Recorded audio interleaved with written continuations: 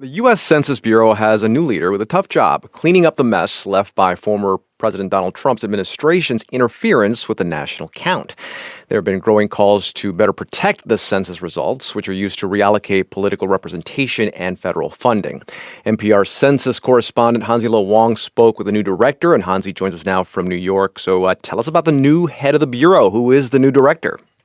His name is Robert Santos. He's a former president of the American Statistical Association, the first Latino to ever head the Bureau, and he's now overseeing the last stage of the hot mess that is the 2020 census, which took major hits not just from all the disruptions from COVID-19, but the Trump administration trying and failing to add a citizenship question to the forms, cutting short counting, and putting in a series of political appointees with no obvious qualifications.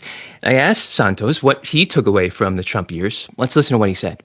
The lesson learned for me was that and I said this publicly, was that there should not be a large number of political appointee positions in the Census Bureau, and those are positions that I am not filling. Santos also told me he's very aware of how the public may perceive the Bureau now, and it's harder for many people to trust in the data the Bureau puts out. So what ideas does the new director have about rebuilding the public's trust after such a chaotic census?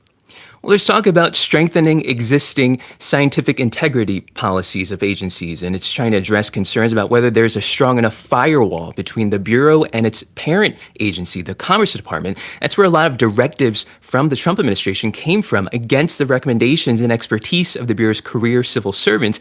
Another thing Santos seems to be very careful about is how the public sees his role. One example is, the Bureau is getting ready to release kind of a report card on how accurate and complete the 2020 census was. And it's expected out on March 10th. And I asked Santos if he's seen the results yet. Let's listen to what he said. Being the census director, I usually wait till right before, because otherwise there could be a misperception of meddling. That is not the way I operate, and that's not the way the Census Bureau should operate.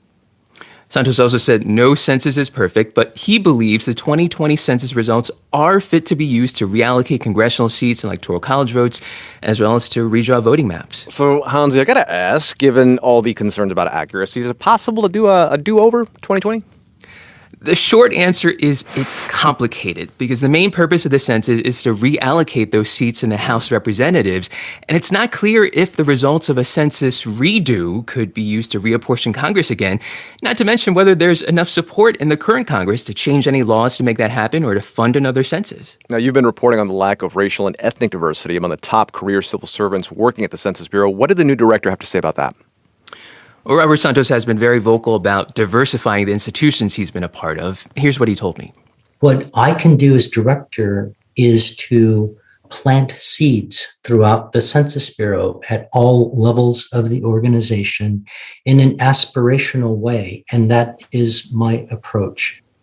His term as Census Bureau director lasts through 2026. It can be renewed for another 5 years, but it's a big job trying to create lasting change to the Bureau's culture on top of planning for the 2030 census. All right, there's another one coming up. NPR census correspondent Hansi Lo Wang, thanks a lot. You're welcome, A.